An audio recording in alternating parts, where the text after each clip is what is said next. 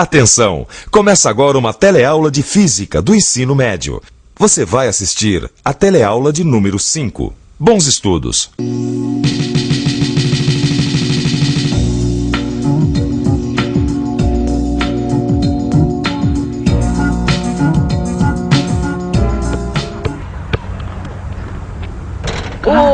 Chua! Mais uma humilhante derrota, hein, João? 21-10. Eu nem gosto de basquete, meu esporte é futebol. Mas sabe que o basquete, além de mostrar o meu talento, vai ajudar a gente a entender um pouco melhor de física. Física? O basquete tem a ver com física? Ué, olha, tudo que sobe, desce. Hã? Você sabe por que a bola sobe e desce? Esse é um dos assuntos da nossa teleaula de hoje. Nessa teleaula, você vai ficar conhecendo a aceleração da gravidade, vai aprender o que é o movimento de queda livre e vai aprender a fazer uns cálculos sobre o movimento de subida e descida de um projétil. O que acontece quando a gente joga um objeto para o alto?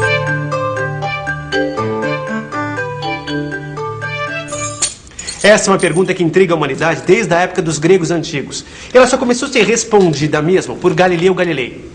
Já ouviu falar desse famoso físico na nossa primeira teleaula?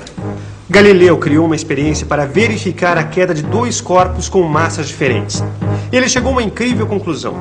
Quando a resistência do ar influi pouco, corpos diferentes, soltos na mesma altura, caem juntos e atingem o chão ao mesmo tempo. Galileu é conhecido como o pai do método experimental. Esse método revolucionou a história da ciência. O pulo do gato do método experimental foi perceber que criar uma experiência é criar condições para que um fenômeno ocorra. Por exemplo, um amigo meu não acredita que uma bola de aço e uma pena possam cair juntinhas. E podem. É só criar condições para a observação desse fato. Muitas vezes isso só pode ser feito em laboratório.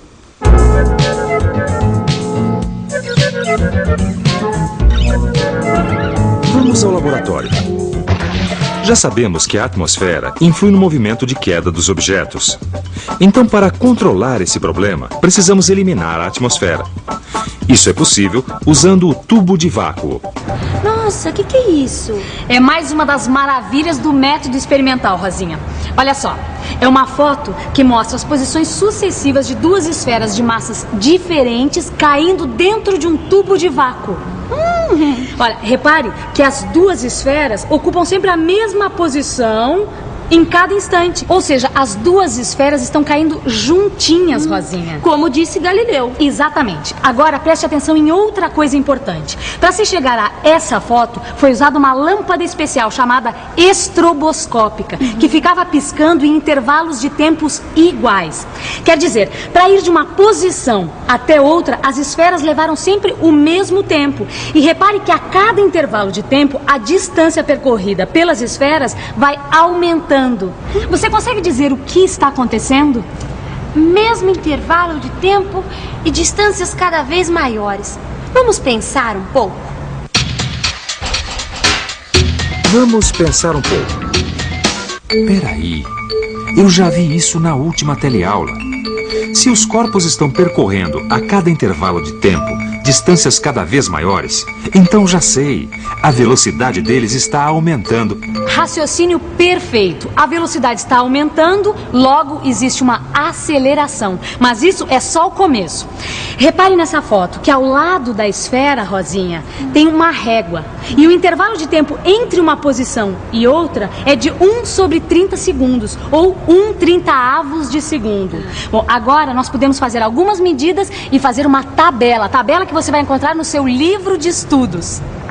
Observando a foto, é possível descobrir a posição em cada instante. E com a variação de posição e a variação de tempo, a gente pode descobrir a velocidade média em cada instante. ΔV sobre ΔT. Observe que a velocidade média realmente está aumentando. E mais, a velocidade está sempre aumentando mais ou menos com o mesmo valor. Bom, e para calcular a aceleração é só fazer ΔV sobre ΔT para cada instante. Olha só que interessante. A aceleração também gira em torno do mesmo valor. Você está dizendo então que a aceleração é constante, é isso?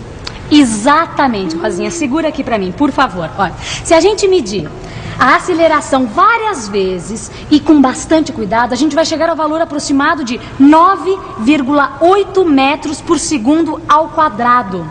Isso quer dizer o seguinte, que aqui em nosso planeta, quando um objeto cai, olha só, a sua velocidade aumenta de 9,8 metros por segundo a cada segundo. Bom, isso independente do peso do objeto e imaginando, é claro, que a resistência do ar é desprezível. Bom, daqui por diante, a gente vai chamar essa aceleração que faz os objetos caírem dessa maneira de aceleração da gravidade, que será representada pela letra G minúscula. Bom, você vai conhecer melhor essa aceleração em futuras teleaulas. E como nossos cálculos serão aproximados, a gente pode usar o valor aproximado da aceleração da gravidade, que é de 10 metros por segundo ao quadrado. Movimento retilíneo com aceleração constante. Você já ouviu falar nisso, não ouviu? É claro que já ouviu, e foi aqui mesmo na nossa última teleaula. Aquela dos testes com os carros Copa e Duna. Movimento retilíneo uniformemente variado. O famoso MRUV. Pois então, a queda livre também é um movimento retilíneo uniformemente variado. E assim fica valendo tudo que a gente aprendeu na nossa última teleaula. A função horária da posição, por exemplo, é a mesma, só que no lugar da aceleração A, entra a aceleração da gravidade G. Em vez de usar a letra X, a gente usa a letra Y, já que se trata de movimento de subida e descida. É lógico que a letra usada não tem tanta importância, mas é fundamental saber a grandeza física que ela representa. Nesse caso, Y representa a posição no espaço. Na função horária da velocidade, basta substituir a A pela aceleração da gravidade G. Vamos ver agora um problema na prática. E na construção civil, a queda livre de objetos é realmente um problema. Olha só um exemplo. Se esse tijolo cai daqui de cima, opa! Quanto tempo ele levou para chegar lá embaixo? Bom, a primeira coisa que a gente precisa saber é a que altura o tijolo estava do chão. Isso eu já sei que são 5 metros. Depois, a gente precisa definir um referencial e um sistema de coordenadas. Para isso ficar mais claro, vamos fazer um esboço. A gente pode medir a altura Y a partir da posição inicial deste andar. Assim, a distância entre o tijolo e a posição inicial, o Y, vai aumentando à medida que o tijolo cai. Quer dizer, o eixo Y tem o sentido positivo para baixo. Ou seja, a gente definiu a origem do sistema de coordenadas, a posição inicial do tijolo, que é 0, e a posição final, que é 5. A aceleração da gravidade G é 10 metros por segundo ao quadrado. Agora é só montar a função horária da posição. Substituindo os valores, chega-se a função y igual a 5t ao quadrado. Como a gente quer saber o tempo que o tijolo leva para cair, quer dizer, o tempo que ele leva para chegar à posição 5, é só substituir y por 5. Ou seja, t igual a 1 segundo. O tijolo demora aproximadamente 1 segundo para cair. Agora, para saber com que velocidade o tijolo chega ao solo, é só montar a função horária da velocidade. Substituindo os valores, fica v igual a 10t. Como o tijolo demora 1 segundo para cair, é só colocar 1 no lugar do t. O tijolo vai chegar ao chão com velocidade de 10 metros por segundo. Não, a queda livre eu entendi, né? Agora o que eu queria saber é essa história de que tudo que sobe e desce que tem a ver com essa bola aqui. Ué, tem tudo a ver, João. Você não reparou no movimento que você está fazendo? Que movimento? Esse, de jogar a bola para cima. Quando a bola sobe reta, ela desce reta, não é? Assim? É. Vamos entender o movimento da bola e também a sua posição e velocidade. Mas para entender isso, a gente tem que pensar que essa bola sobe e desce em condições ideais, ou seja, no nosso modelo nós estamos desprezando a resistência do ar. No arremesso de verdade, a altura alcançada e a velocidade da queda são bem menores do que os nossos cálculos, por causa do efeito da resistência do ar. Eu ainda não entendi o que a bola lançada para cima tem a ver com a queda livre. Porque a bola não está sendo abandonada em uma determinada altura. Ao contrário, a bola está sendo lançada para cima com uma velocidade inicial. Isso mesmo. Em comum, a queda livre e a bola têm a mesma aceleração, que é a aceleração da gravidade. Entendi. Então quer dizer que a bola jogada para cima também é um movimento retilíneo uniformemente variado. Claro. Então não interessa, não importa se o objeto está subindo ou descendo. A aceleração da gravidade G é constante, logo trata-se de um MRUV. Para entender melhor, a gente precisa primeiro definir o referencial e o sistema de coordenadas. Bom, o eixo Y é esse aqui, e a origem dele é aqui, nas mãos do João. Quando a bola sobe, a gente pode dizer que é positivo. A gente pode definir o sentido de positivo ou negativo de acordo com o caso. A ideia é que a escolha facilite a solução e a compreensão do problema.